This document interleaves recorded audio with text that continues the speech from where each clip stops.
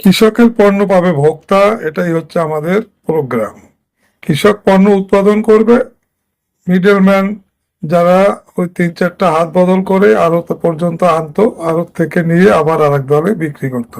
এখন আমরা যদি এইটা সরাসরি ভোক্তাকে দেই, তাইলে ভোক্তা যেমন সাশ্রয়ী মূল্যে পণ্যটা পাবে, প্লাস হচ্ছে কৃষক একটু ভালো দাম পাবে। আমরা এই দুইটার ব্যালেন্স নিয়েই কাজ করছি।